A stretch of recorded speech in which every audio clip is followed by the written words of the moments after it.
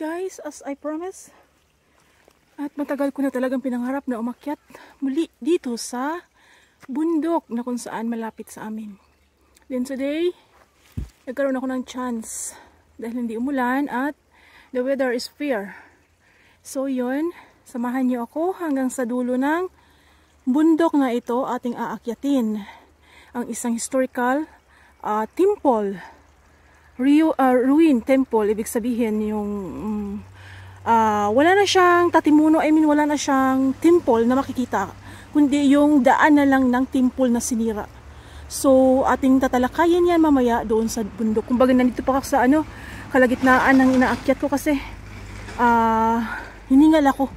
Then this spot ngayon hindi malakas ang tubig dahil umulan man pero hindi ganun kalakas, so yung water niya ganito lang. Kapag malakas sunod-sunod ang ulan, tapos kinabukasan pupunta ka dito, malalim ang tubig ito hanggang tuhod, tapos malakas yung agos niya. Ito yung favorite spot ng aking bunso. Kasi malamig ang water dito. Ayan. Then, I tell something information about nung panahon ng giyera. Yung konting information lang na aking mga likom. Yun. Then, aking ikakwento yan sa inyo. Pagdating natin doon sa tuktok ng bundok, napaka-relaxing guys. Marami dito namamasyal. Yung mga iba sumasakay ng sasakyan nila papunta dito maglalakad. Kasi ito yung pinakamalapit na bundok sa city namin na tinitirahan. So yun. Ayun yung parang ginawa na nilang pasyalan or exercise. Then marami itong daan. Kahit sa bundok dito marami kang pwedeng lusutan. Pwede kang lumusot sa kabilang bundok. Tapos kabilang bundok, ganun. Tapos from home, guys, it takes 35 to 40 minutes sa bike. Kasi actually wala kaming car. So kapag umaakyat kami dito ng aking mga anak, nagbabike yung ate, ako naman ay nahila-hila ko itong aking BMW. BMW. Then yung bunso ko is maglalakad lang. So ganun ang namin, ganun ka-hard. But pagdating mo sa tuktok ng bundok, lahat ng pagod mo mawawala. Ayan guys, ang aking, ayan, inaakyat ko kasi ito eh. Yung bundok na yan, yung kalsada, paakyat siya. Kaya nakakapagod. Hila-hila ko yung bike, ang bigat. Tapos yan, punta pa ako dun sa bandang dulo, dun sa may parking ng bike, kasi hindi pwedeng i-park yung bike dito. Mawawala. Doon tayo, at ako yung samahan hanggang sa dulo ng aming palabas na ito. At kayo ay mag-i-enjoy sa aking mga kwento. Ayan sila guys, oh, kaya nilang akyatin na naka-mountain bike sila. Mga sports kasi sila eh. Sanay sila sa ganung hirap. Ako hindi ko kaya. Bubuka yung tahi ko sa tiyan ko kapag ginawa ko yan. Tsaka yung bike ko, hindi siya pang mountain bike. Ganun. Kaya hinihila ko na lang siya from over there. Kasi hindi ko na kayang padyakin hanggang dito. Kahit nga pababa, kapag palusong, takot ako. Nervyuso kasi akong tao. Ganun. Ayan guys, samahan niyo ako hanggang sa dulo ng aking palabas na ito at may ikwento ako sa inyong mga iba't ibang bagay na magugulat kayo. Yun. So, I'm here na. Ito yung information center, yung building na yan. Yung kakaibang design ng building na yan. Yan yung information center ng temple na Kanayama. Yan, then may parking dito ng bike at saka sasakyan. Then, kapag malakas ang ulan, sarap pakinggan ng tubig dyan. Ngayon, konti lang siya. Konti lang yung water niya. Then, next week, season na talaga ng tag-ulan. So, magiging malakas na ang ng ulan. Then, ito yung pinakapaan ng bundok. Then, aakyatin natin yan hanggang doon sa dulo. Yan guys, samahan nyo ako hanggang sa dulo. Hanggang sa matapos ang palabas na ito. At, for sure na mag-i-enjoy kayo sa natures. Natures is life. Yan. Umpisahan na natin ang pag-akyat. Take off my mask. Kasi pag nasa bundok ka, sayang kung hindi mo malanghap yung masarap na hangin. Ayan guys. Talagang hihingalin ka. Yan pala yung inakyat ko. 3 minutes pa lang simula nang ako'y umakyat. Hingal na ako. Ang ganda ng green. Actually guys, pinaka last time naming umakyat ito ng mga anak ko, January 2. Nag-picnic kami dito. January 2. Then after that, talagang hindi na ako nakaakyat. Yun. So, start na naman ang season na Kahit twice a week makaakyat ako, satisfied. Oh my God! May ahas. May ahas na maliit. Actually, hindi naman lumalaki ang ahas dito eh. Maliit lang. Pero nakakatakot pa rin. Gulat ako ah. Kaya na pa ako nakakita ng ahas. Paakit ako may patay na ahas na may kalsada. Tabing kalsada. Tapos ngayon naman talaga live na. Huwag lang ako mahulugan ng ahas. Dahil pag nahulugan ako ng ahas, baka mamatay na ako sa takot. Ayan. Simula 11:10 until tuktok ng bundok, uurasan ko. First time ko yata orasan ang pag-akyat ko dito. Dahan-dahan lang. Ang bigat na ng mga binti ko. Grabe, laki ng tinaba ko. Grabe. Walang ginawa kundi kumain. Sinasabayan kong katakawan ng aking mga anak. Ayan. Then sa kabilang bundok na yun, hindi ko pa yung naakyat eh. Banda lang doon na bundok ang naakyat ko. Ito hindi pa. Grabe. Actually dati, nung panahon ng hindi pa, ang panahon pa lang ng hapon sa hapon na giyera, yung nagsasakupan pa lang sila ng kanilang mga teritoryo hapon sa hapon. Private ang lugar na ito. Private, hindi pag-aari ng gobyerno ng Japan. Then, gusto ng Japan is wala ng ganong mga clan. So, kung hindi private na lugar, pag-aari ng gobyerno, so yun, nagkaroon sila ng giyera. From clan to clan, pinag-aagawan ang bundok na ito. May magandang temple ito. Doon sa tuktok mamaya makita nyo. Pinag-aagawan nila from clan to clan, nagigiyera sila hapon sa hapon. Hanggat sa dumating yung panahon na wala nang taong nagmamayari sa bundok na ito. So, ngayon, since that time, nagiging pag-aari na siya ng gobyerno ng Japan. Yun nga lang, yung temple sinira. Napakaganda. Yun yung sinasabi ko na on this prefecture, pang-pito itong Kanayama Temple na pinaka maganda na historical temple. Pang-pito siya. Pang-100 siya. Isa siya sa mga 100 ng temple sa buong Japan from Okinawa to Hokkaido na mga historical temple. So, ganun siya ka-known. Kaya yun, ipapakilala ko sa inyo at ipapakita ko sa inyo yung kabuuhan ng temple na ito. Nandito pa lang tayo guys. Hindi pa ako nangalahati. Naririnig pa yung ugong ng mga sasakyan. Yun. Then let's continue later. At nakakahingal. Yun. Ayan guys. I tell something short story about this woods. Noon na panaginipan ko lang ang ganitong atmosphere, ganitong tanawin. Tapos ng first time kong umakyat dito last year, June yata or July, mga ganun. Yung bago pa lang ako nag-vlog. Sobrang gulat ko, sobrang halos napaiyak ako sa yung amaze. Hindi ko akalain yung nasa panaginip ko, makita ko sa personal. Para siyang kakaiba, no? Hindi kaya dahil ang kanyang tsura ay brown, pero hindi talaga, meron talaga siyang something spirit na nafe-feel ko sa party na ito. Yun. Hindi ko alam. Ano to? Pine tree. Pine tree. Hindi fine ha. Pine trees. Pine trees yung mga yan. Yan. Then let's continue. Bakit parang aywan. Kadiri. Kadiri yung mushroom. Hindi nakakain ng mushroom na yan. Kadiri guys. Siya oh. Kadiri siya. Meron siyang amoy. Merong amoy. Merong rest house. Merong rest house doon. Isa lang din. And here is orange. Nakakatuwa yung kulay. Parang sarap kainin guys. Parang tamis. Yan. Kadiri. Ayan guys. Parang nangalahati na yata ako. Nakita na yung city oh. Nasisilip na yung city. Nangalahati na yata ako sa aking inaakyat. Mamaya pag uwi ko, doon ako sa daan na dinadaanan ng mga sasakyan. I mean sa kalsada. Kasi dito hindi to. Kumbaga, lang to daan ng tao. Doon sa kabila ng bundok na ito, nandoon yung kalsada. Then may parking ito sa taas. Yun kaya nung time na nag-hike, field trip yung aking anak. May rose dito oh, wild rose. Yun guys, may wild rose dito. Old wild rose.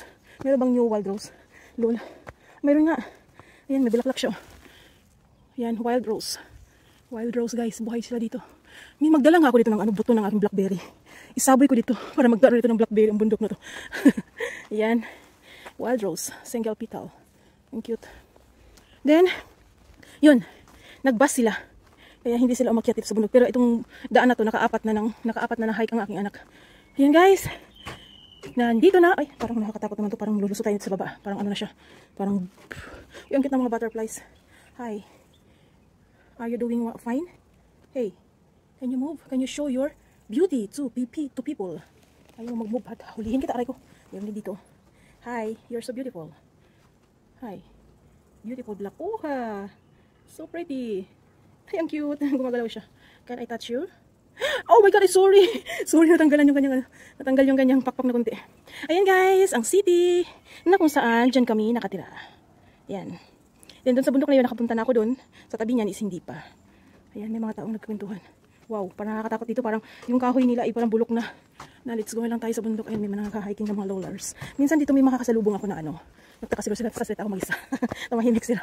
Ayun, minsan may makakasalubong ako dito. Guys, yung mga grupo ng mga 80s na yata. May mga sungkod ng dala eh. As in hindi mo akalain na kaya pa nila mag-hike. Mga ano sila, grupo. Minsan maabot sila ng mga 20. Amin nila. Yun, naglalakad sila dito. Oh my gosh. Medyo malapit-lapit na guys. Yun. Yan yung stairs. Stairway to heaven. Let's continue later. Ayan yung daan. Overlooking.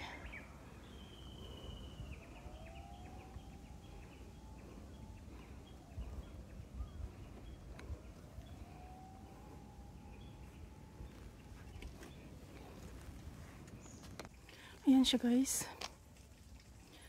Ito yung entrance papunta sa temple. Yun. Paakyat na tayo sa temple. Then, sa baba ng building, bundok na yan, banda ron sa kabila. Yan yung Gunma Children's Park, or tinatawag nila na Gunma Kodomo Kuni. Doon sa kabila. Medyo maulap ngayon kaya hindi clear yung tawag doon, view. Ayan guys, akyat tayo sa may temple. Ayan siya guys. Makikita natin dito yung daan na lang ng pinagtayuan ng temple. Yun, itong mga daan, itong mga bato na ito ay panahon pa ito ng may temple pa na ginawa. Pati yan. Yan yung mga pangharang nila sa kanilang kalaban. Ayan. Sayang nga eh. Sana hindi nila sinira yung temple. Kasi kung hindi sisirain daw yung temple, hindi matatalo yung malakas na pinakahuli na clan. Kasi from clan to clan yun, nag-aagawan sila sa pwesto na ito. Kung sino yung pinaka-strong, ang pinakaunang clan na talagang nagmamayari dito is yung Iwamatsu. Iwamatsu na apelyido. Then naagaw ng ibang clan hanggang sa ilang clan na nag-aagawan yung mga bato na yan. Panahon pa yan ng may temple pa nakatayo dito na ginawa. Hindi nila tinanggal yan. Hanggat sa pinakahuling clan, talagang natalo na kasi sinira na nila yung temple. Yan. Itong kahoy na ito. Sobrang tagal na. Grabe ang tibay. Yan sa baba kasi guys, may daan din dyan sa baba. Dito lang ako sa taas umakyat sa daan na isa. Yun. May mga pailan-ilan din na nagha-hiking. Tagtanggal ako ng mask kasi hirap maglakad ng may nakamask. Ayan guys, mga daan ng temple. Ito lang yung hindi na tinanggal. Can you imagine, ang tagal na ng panahon pero matibay pa rin silang nakatayo. Hindi ko kasi mabasa yung mga ganyan eh. Yan o. Yun. Kumbaga, yung daan na lang ng temple ang natira. Yan, may mga ganyan, mga information. Hindi ko mabasa guys. Nababasa ko naman ito. Ito kasi yung kanji. Ito naman yung hiragana. Ito naman yung literang katakana. Pero hindi ko kahit mabasa ko, hindi ko maintindihan yung ibig sabihin. Yun. Then, akit tayo dun sa may overlooking place. Ang kanyang pangalan sa castle na ito. The Kanayama Castle Ruins. Ito yung pinakatuktok. Mamaya nandoon pa rin sa kabila eh. Nandoon pa sa kabila yung pupunta natin, pinakatuktok talaga. Yun. Yan yung pangalan. Then, punta tayo dito sa Dai, or yung pwedeng pumatong dyan, tapos makita mo yung kabila. Puntahan natin. Maganda rin yung napapanood mo ng mga overlooking. Ito rin. Panahon pa ito ng gira ng mga Hapon. Hindi yung girang Second World War, kundi yung Hapon sa Hapon. Yun. Sobrang fresh, sobrang refreshing mind and soul. Makaririnig mo yung mga huni ng ibon, ng mga insekto, at yung napaka-fresh na hangin. Yan, may mga ganito siya guys. Mga ganyan, mga information about this castle. Yan, mga daan na lang ng tinayong castle ang mga naiwan dito. Hindi na yung, pag sinabi mong castle, di ba? Temple. Pag sinabi mong temple, syempre magandang temple, magandang building, ganyan. Pero dito wala kang makita, kundi yung daan na lang ng temple na sinira. Yun. Then, akyatin natin to. Napakaganda. Last winter, hindi umulan ng snow. Kasi yan siya guys, yung mga sinaunang gamit nila. Yan. Mga nagtagpuan dito. Ito ay kanilang sinira. Yan. Last winter, hindi umulan. Kasi kung umulan pa sana, napagandang tingnan dahil buong bundok syempre puti, di ba? Kaso hindi siya umulan. Ayan guys, yung city. Utas City. Yan. Sa bundok na yun, nakaakyat na ako din sa kabila, hindi pa. Yung may mga tao. Narinig ko ang kanilang tunog. Tunog ng tao. Kaloka. Saan ang hangin? Ayan. Did you see? Makikita yung mga brown. Ano yan siya? Ano ba to? Mugi. Mugi. Ano ba yun? Yung ginagawang harina guys. Ito yung seasons ng hinog na sila. Kumbaga aanihin na sila dahil papalitan na sila ng rice. Yung field na yan, yung brown. Nakikita ba? Yung brown na yan. Mga hinog na yung ginagawang harina. Ano bang tawag niyan? White? Ano ba? Hindi ko alam. Yun, ibang picture na yun bunda rin eh. Hindi na yun siya, no. It's also Gunma Prefecture. Then sa kabila ng mga building na yun, bundok na yun, iba na. Wala na yung bundok na may snow, natunaw na siguro. Ayan yung dalawang ubasang kanina na nakasunod ko kanina, nagpahinga doon sa payag. Nagpahinga doon sa payag, umakyat din pala sila dito. Ayan guys, then let's look over there. Ang lalim. Ang lalim. Ang ganda siguro kung ang camera mo ay maganda, no? Maganda talaga ang pagkakuha. Kumbaga, kitang-kita from sulok to sulok. And guys, let's proceed doon sa pinaka-main ng bundok na ito. Ito yung kanilang tambakan ng tubig nung panahon ng may nakatira pa sa temple na ito. Ayan guys, nakita yung orange na gumagalaw isda. Malalim to eh. Malalim ang pagkahukay nito. Ito yung isa sa kanilang tambakan ng ulan. A source of water nila nung panahon na yun. Kasi nga bundok siya, so hirap maghukay ng tubig or deep well, mahirap. So gumawa sila ng isang ganyang hukay, yun ang tambakan nila ng tubig. Ayan guys, may mga isda na siya nakatira. Isa ito sa kanilang tambakan ng tubig nung panahon na may nakatira pa dito. Ayan guys, may isang vlogger dun. Nakita nyo. Ayun na, nag-action yan siya dyan. Nagkita kami parehong vlogger. Ayan, yung pinaka-entrance ng temple. Ito yung bali yung, nandito, yung pinaka-main ng temple. Yan. Kita nyo yan. Gawa yan ng mga panahon ng, panahon ng sila may nakatira pa sa temple na ito. Ayan. Ang tibay ng paggagawa. Ito, dito talaga nakatayo yung temple talaga mismo. Na ngayon ay wala na. Sinira kasi nila. Para matapos yung laban. Ayan guys, yung kahoy na yan, pag nag-autumn, mag-iibang kulay ng dahon yan. Ang tayog. Diba? Ayan, ang daming mga tao din. Meron din dalawa sa likod ko nagkukwentuhan. Nakakatawa. Ang lalaki ng kahoy, diba? Mamaya makikita niyo yung sinasabi ko na 800 years na kahoy. Oh my God. Kasi nakamask sila eh. Kaya switch on na rin ako sa mask ko. Ayan. Daan na lang ng temple yung ating makikita. Ayan siya. Nagsusumikap siyang kumuha ng magandang view. Yun, may mga ganyan. Oh my gosh. Ayan yung kabuuan niya. Oh my God. Ayaw ko talaga magmask. Ito puminga. On and off. Merong isa ditong tambakan ulit ng tubig. Merong isa yan guys. May tubig sila kapag uulan, pero pag walang ulan, walang tubig yan. Yan din yung isa sa kanilang tambakan ng source of water. Source of water nila, yan. Yan yung way para sila mag-ipon ng kanilang tubig nung panahon na may nakatira pa sa temple. Sayang no, wala na yung temple. Ano kaya yung tsura ng temple? Nakita natin yan. Yan, bawat ganito may mga story yan sila. Hindi ko alam kung ibig sabihin ng mga yan. So guys, yan sila. O deep well yata ini. Yung mayroong ganyan, deep well. Kasi hinaharangan nila lang kayo. Ibig sabihin malalim yan. Kaya hindi pwedeng pumasok. Bawal pumasok. Namili dito mga nagbablog. Like kanina. So guys, oh yung kahoy. Itong kahoy, mayroon pang ano. Kanyang dahon. Maroon? Maroon nga ba yan? Siya lang yung ganyang kulay. Daming tao din. Kaya pag Saturday, aakyat dito yung mga family. Nagpipiknik. Yun. Masaya. Ngayon kasi regular day eh. Guys, may saging dito guys. Pinag-iinitan ko yung saging na yan eh. Sarap ko yung dahon. Kahit sa tuktok ng bundok may mga gripo. Mga ano to, mga regular, I mean yung tubig na ano, natural. Tapos ginawa nila ng gripo. Para may panghugas ng kamay yung mga tao punta dito. Pwede na rin inumin siya. Ito pang inom. Ito pang inom, ito pang hugas ng kamay.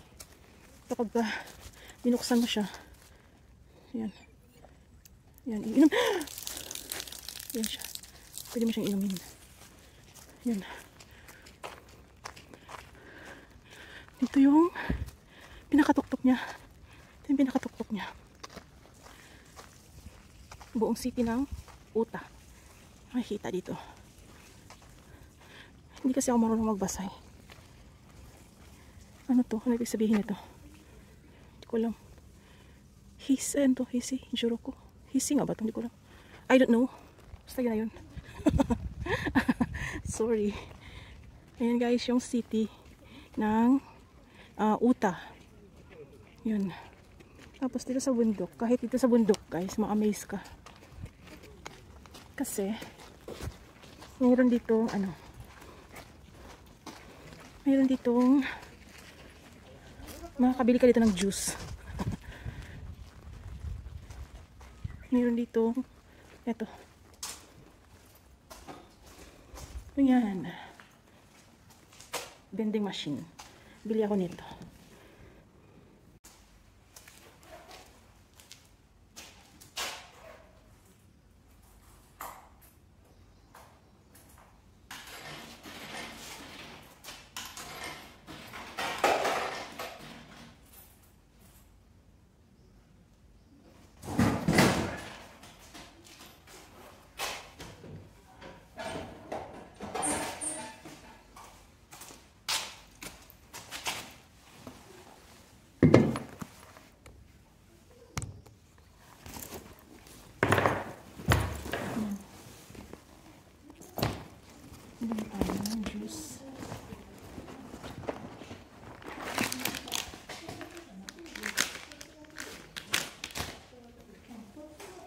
Juice guys, bakit natin siya buksan, punasan natin siya ng alcohol para sure. Ano ito guys? Jelly yung kanyang laman, grapes.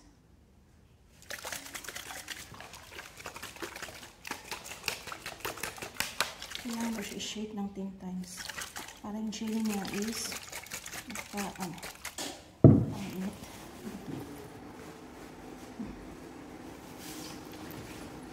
Naunahan ko sila.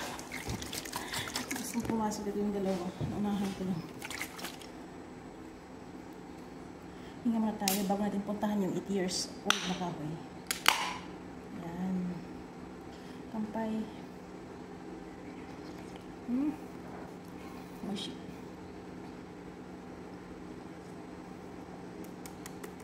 Psycho. Meron siyang tansan. Sarap. Favorite ng aking ate, aking bunso, aking panganay. Sarap. Very good.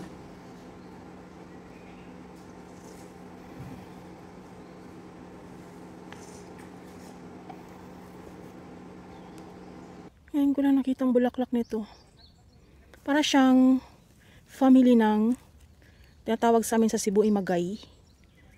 Yung kanyang dahon ginagawang ano ba yun? Ginagamit sa paggawa ng kasi matibay ang dahon nito eh. Ayun, para siyang magay. Pero mas mahahaba yung dahon ng magay kaysa kanya. Ito pala yung kanyang flowers. Yan guys. Maganda. Yan guys, ayan, malaking kahoy. Yun sa party na ito, dito natin makikita yung, uy, ano to? Akala ko insekto. Bulaklak din pala. Dito natin makikita yung kahoy. Ayan guys, did you see that tree? Ayan yung kahoy na 800 years. Nung una kong punta dito, sobrang ako na-amaze.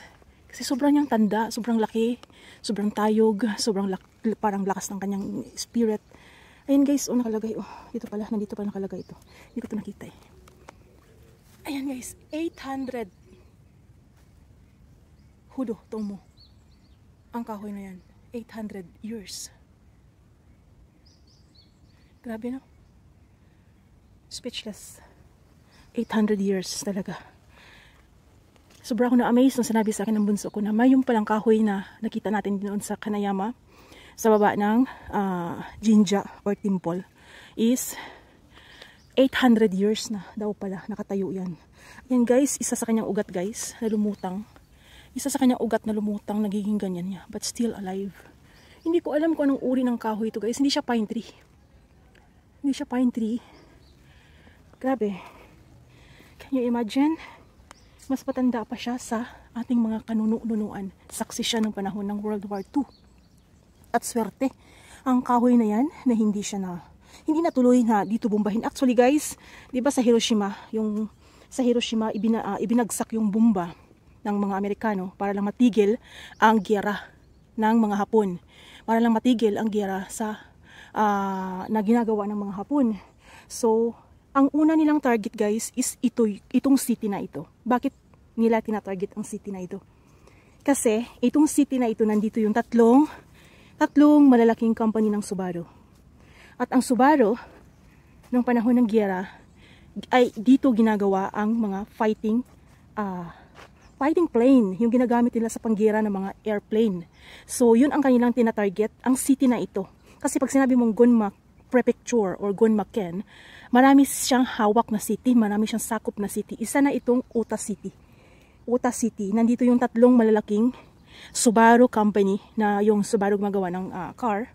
So nandyan ang isa sa kanila na hanggang ngayon sa labas ng company, mayroon bang isang airplane na nandoon naka-display.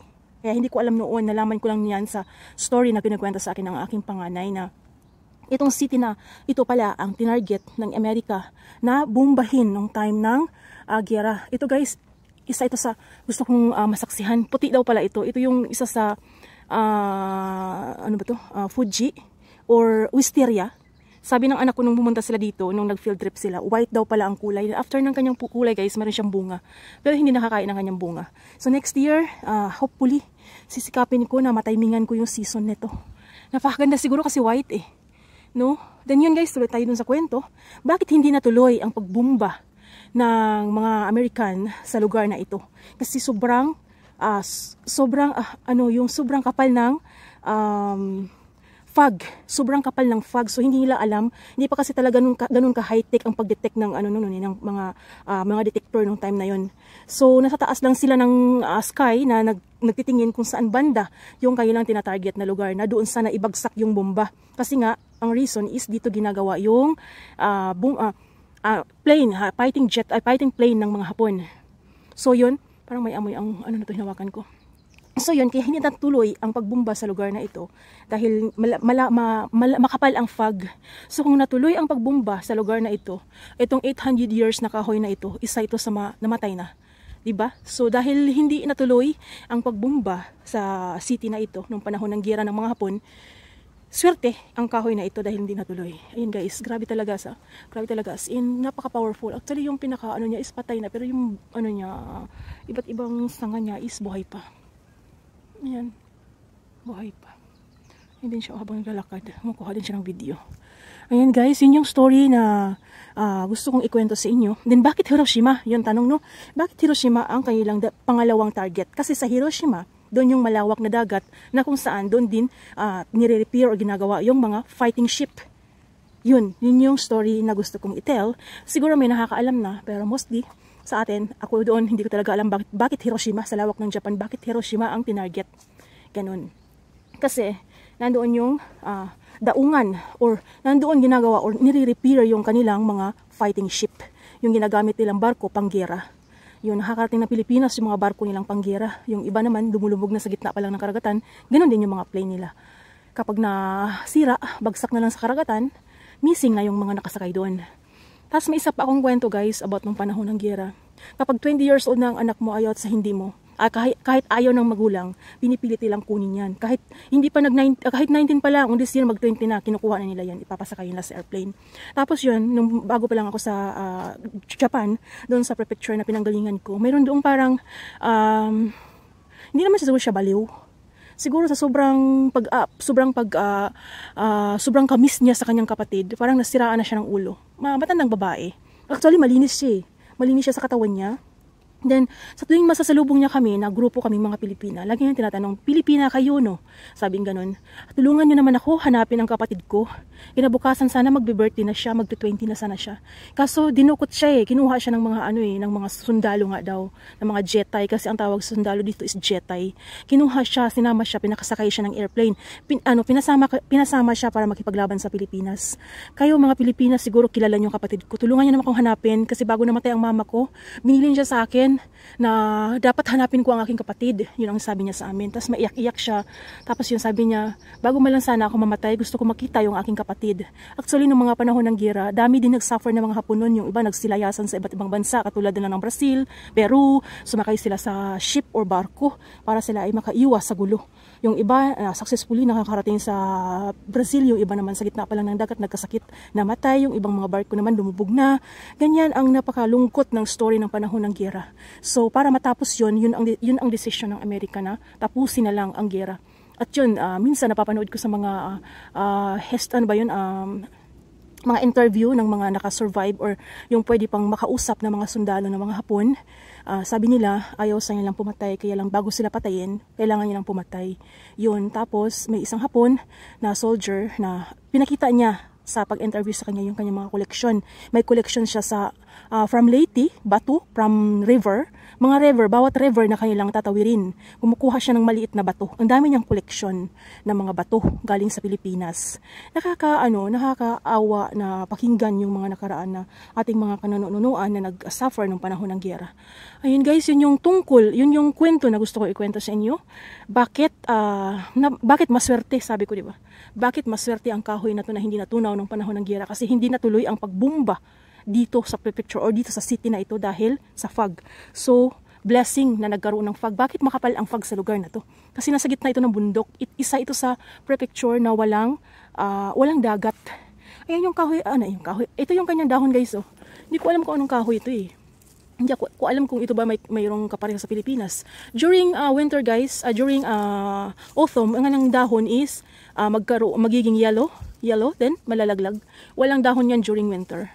Grabe diba? As in, yung sugat niya sa laki ng kanyang sugat pero hindi pa rin siya gumigive up, lumalaban pa rin siya. Patuloy pa rin siya nakatayo. Yun. Ganun siya. 800 plus. Syempre, nung time na tinayo nila yung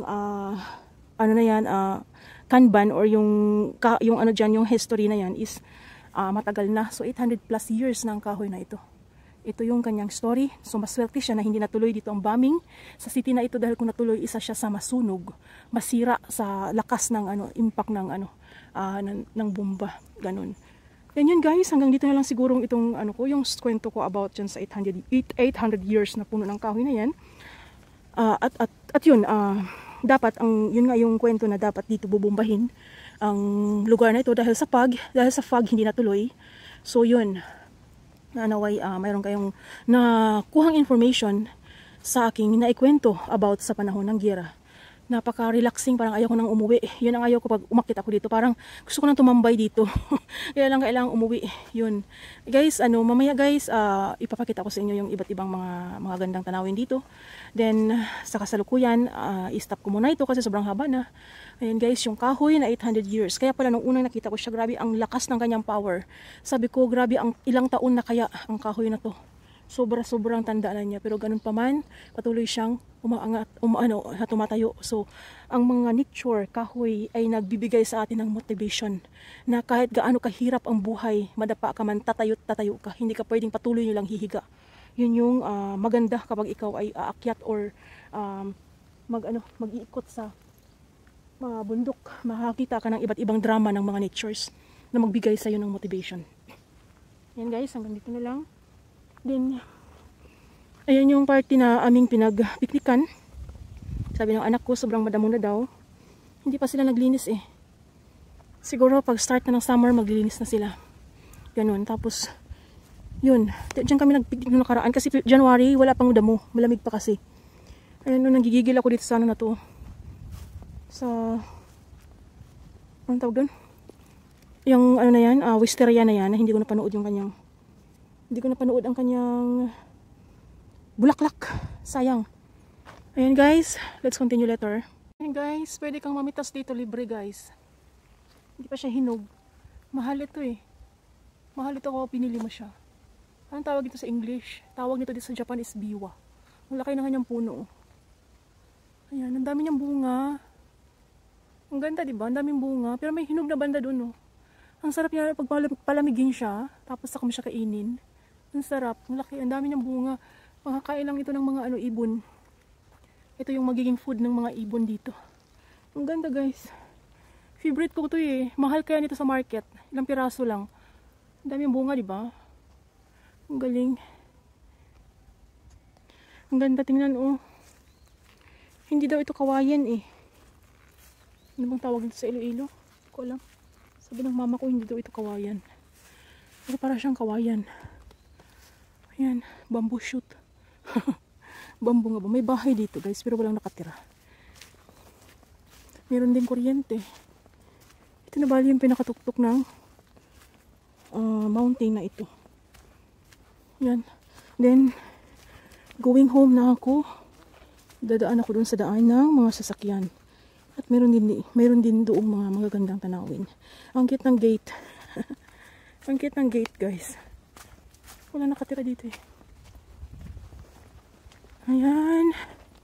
Sa wakas, nakaakyat din ako dito. Wait lang, akyatin ko nga ito. Anong meron dito? Strashmas. Guminasay. Agati mo ika na. Damit yore tara. Guminasay. Yush ka na. Ne. Dati hajimite da mo. Wakarimasen. Nihongo wakaranai desu. Tiban dyan eh. Patay. Wala yung daan dito buro-buro. Ano kayo meron dito? Ah! Yun! Jinja! Connection strashmas. Connection. Oh my god. Connection pala ito ng jinja. Yan guys. Noong January 2, pumunta kami dito. Mayroon dito mga ubusang or yung pari sa kanilang bansa. Hi. You look so beautiful. What are you doing there? Hey, show your face. Show. Oh my gosh. What kind of things is this? Para siyang mangangagat. Ang laki niya.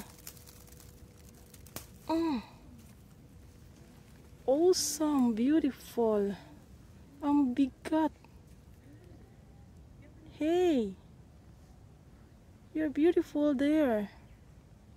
You're so beautiful. Oh my god, ang ganda niya guys. Ang ganda ng kanyang muyo.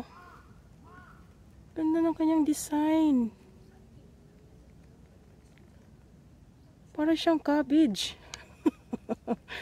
Para siyang cabbage. So beautiful. Ang ganda ng kanyang design. Wow, look. So pretty, gorgeous. Yada, kawaii. Nahulog. Oh my god. Para siyang Come on. Let's play a little bit. Oh yeah. Oh yeah. Wow. Oh gosh.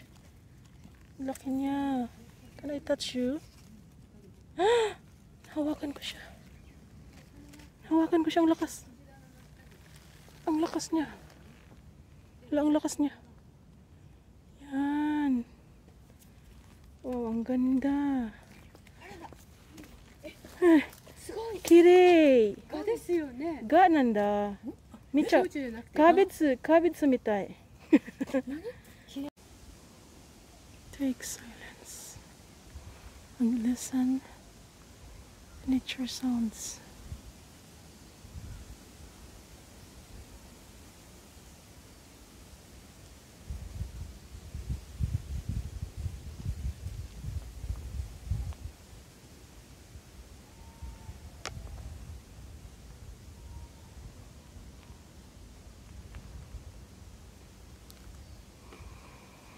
Guys, pauwi na ako.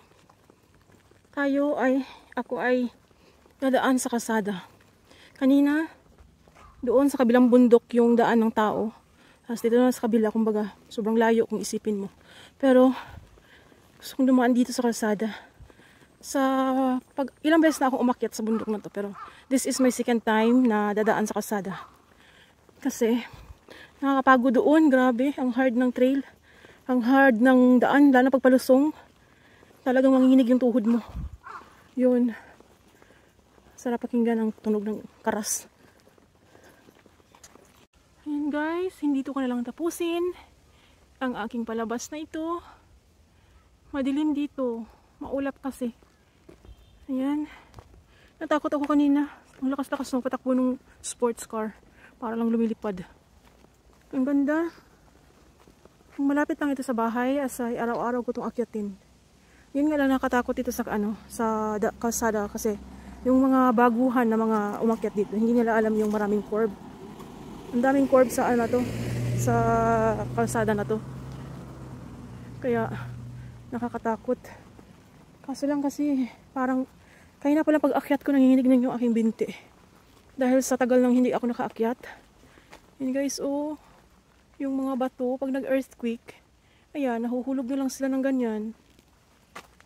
Yung ugat na lang ng kahoy, bali ang nag-support sa kanila para hindi sila yung magkahiwa-hiwalay. Tapos, yun, kapag nag-earthquake, yan yung magiging mangyayari. Kaya delikado kung naglakad dito sa biglang mag-earthquake. Delikado. Kaya, isa rin sa reason na hindi ako dumadaan talaga dito sa kalsada. Mas safe pa rin yung daan ng tao. Yun. Yun guys. First time mag-hiking sa aking channel na ito.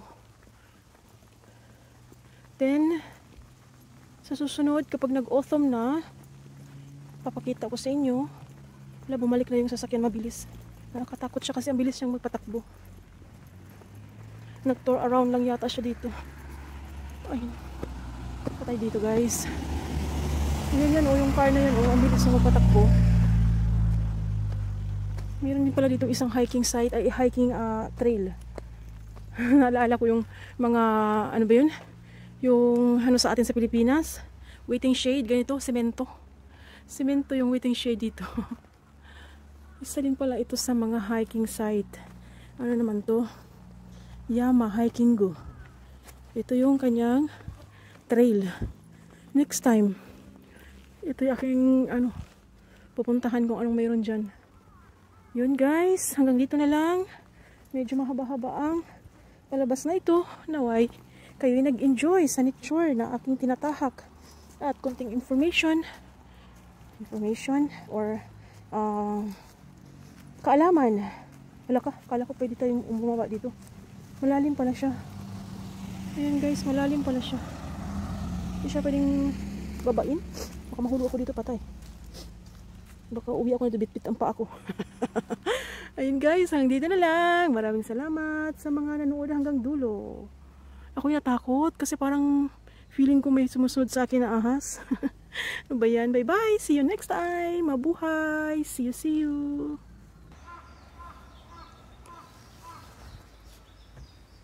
Tsureishimasu. The Hidden Bridge.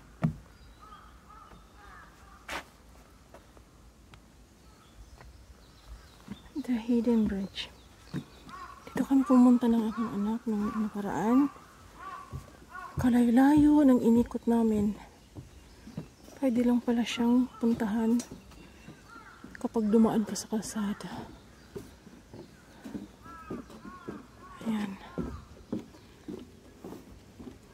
Kahit saan dito pwede kang lumusot. Ang sarap, parang ang sarap ng dahon ng kahoy. Oh. Murang-mura yung dahon ng kahoy. Parang ang sarap gawing tempura.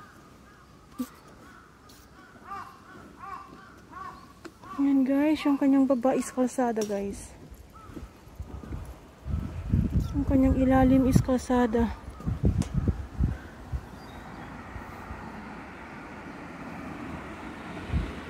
Ayan. Kuway. Parang nakakaramdam ako ng kakaiba. Ayan. Napuntahan ko siya ulit.